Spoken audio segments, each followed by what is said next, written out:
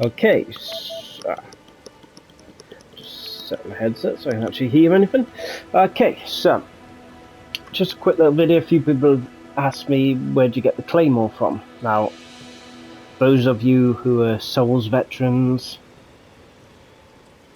one of the most common weapons in all the games is the claymore. It's a good weapon that scales in dexterity and strength. It can, all ashes of war can be used on it, and all kind of imbuements like fire, magic, that kind of stuff. So where do we find it? You can get it right from the new game as soon as you set foot. Now, unfortunately, because I've already been all around, my map's uncovered, but we're going to do this run without the map. But just so you can see, we're just going to be heading this direction onto this road, and then we're just going to follow the road all the way to the castle at the end, Castle Morn. Claymore's really easy to get to. You can actually get to the Claymore without attacking anybody, just by sneaking through. So you're going to be wanting to head in a southeast direction.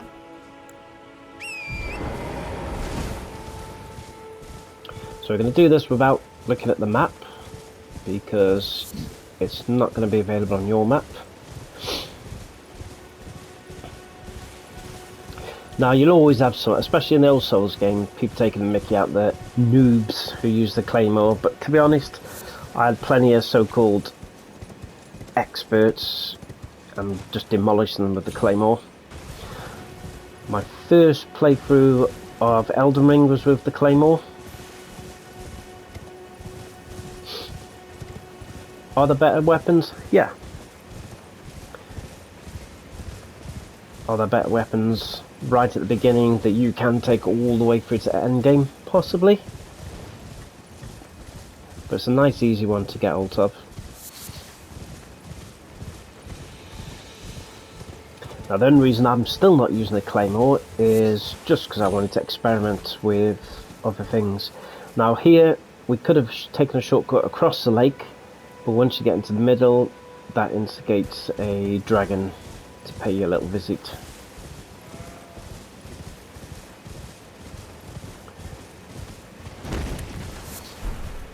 So we're still heading in that southeast direction. If we come across any graces on the way, we'll...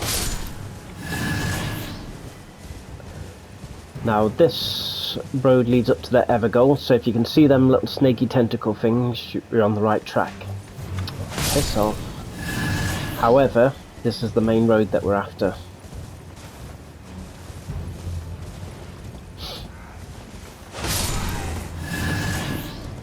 You'll know when if you're heading the right direction, because you'll see the big gates here. Now there is a ballista at the end of it.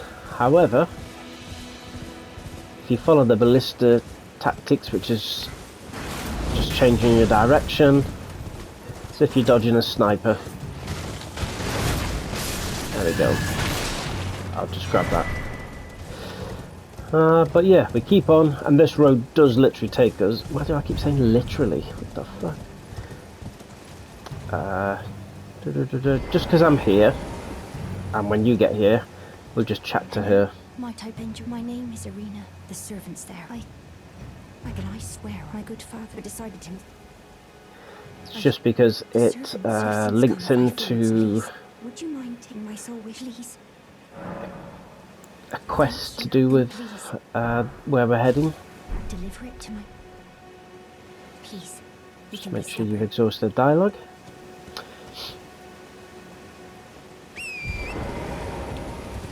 And we'll continue our little journey.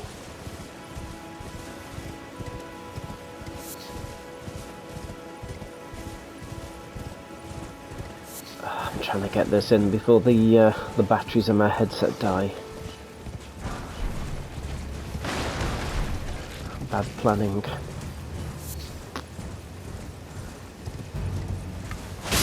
Don't know if anyone else has noticed that. I literally seem to spend my whole time charging PlayStation controllers and headsets.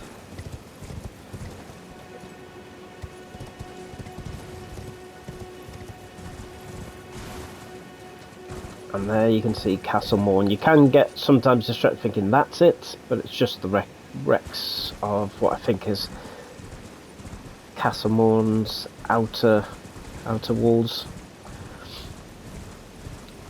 Pick up your little map thing. Oh, yeah, I was just about to say watch out for those fuckers. So there's some big gargoyles at the other end. Pooping arrows at you. Easiest technique, same as you do with the ballistas. Or if you've ever been shot at by a sniper. Just avoid going in a straight line. As you can see, it's easy for them to hit.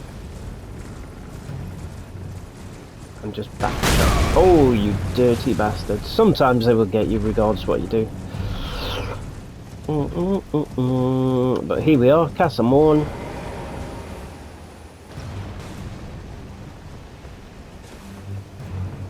And we got your Grace.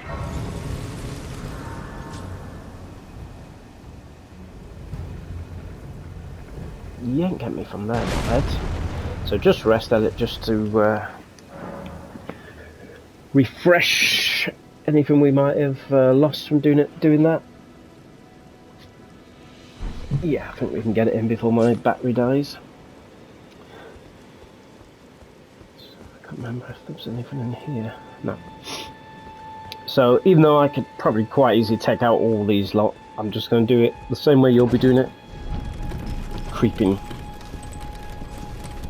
Turn off my lantern. And considering how powerful the weapon is and how good it is and the potential for scaling, especially with strength and dex, it's crazy how easy it is to get to. So what you're going to want to do is come around the back. Now you possibly may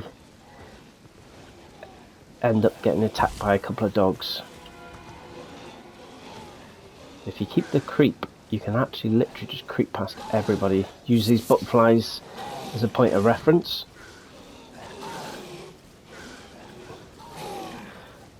Now you're going to have to go up this way. What we can do is run. Once you get the claymore, if you die, you'll hop back to that bonfire, but you'll have your claymore. And if you're doing this right at the beginning, fuck off, not red. You ain't going to have that many rooms to lose anyway, really. So just leg it through. Sometimes they follow, sometimes they don't.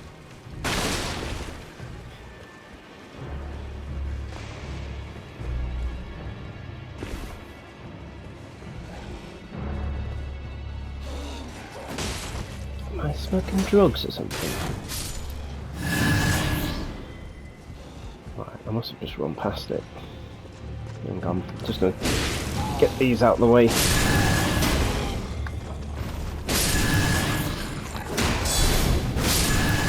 There you go. So this probably wouldn't even happen to you. It's only because I backtracked, but this is what we were after. Mate, you better piss off. There you go. Picking on me, thinking that I'm a fucking low-level noob. Cheeky bastards. So, Claymore, let's have a look at it. Now you see I've already got one up to 25, just as an example, so you can see max leveled.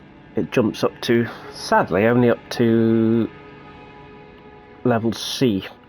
Now obviously you can use your Ashes of War to get that up to a grade A, but even just a bog standard 338 plus 334, whatever that adds up to, that's a lot. But even bog standard, D with dex, D with strength, 138 physical. Now I don't like the Ashes of War that this comes standard with.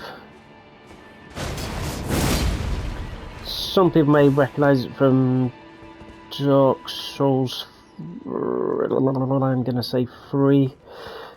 Watchdog, one of the things you can trade in for after beating the Watchdogs of Farron. Pretty unblockable really, but it doesn't do too much damage actually. Thank you my friend, you've become a Deming. Okay. Now, obviously, as with everything, two-handing it gives you a shit more damage. And straight away, demolish them. Attack moves, thrust, which, you know, to me, great sword, ultra great sword, it has to have a thrust. And it's sad that the Zweihander doesn't, but it's got a lovely long reach on it. Nice chopping attack. Two-hander, boom. Does a lot of damage and pretty good reach. Probably the best reach goes to the Godslayer Greatsword, which I've got another video just explain how you get that. Pretty good weapon if you're brave enough to try take it on right at the beginning. One of the bosses you have to take on is pretty damn tough, but if you beat him, especially early on, you've got a one-shot sword.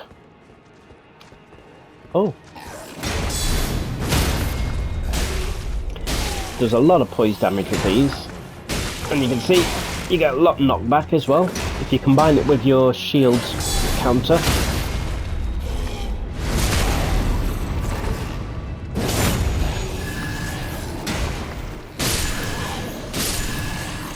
What I'm going to do is just to...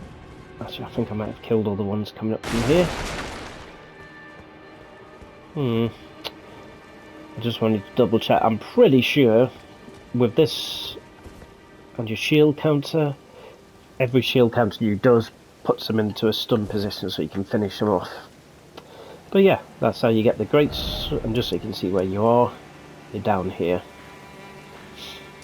Hopefully that was some help for you. A few people have asked where do you get it from. Well, that's where you get it from. Anybody who I team up with, I keep hold of these because you can always drop them. So don't get into the habit of selling weapons.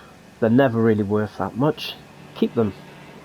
You know, you team up with a friend co-op, you can drop them a nice OP sword. Anyway, hopefully that helped. Thanks for watching, and as always, toodaloo.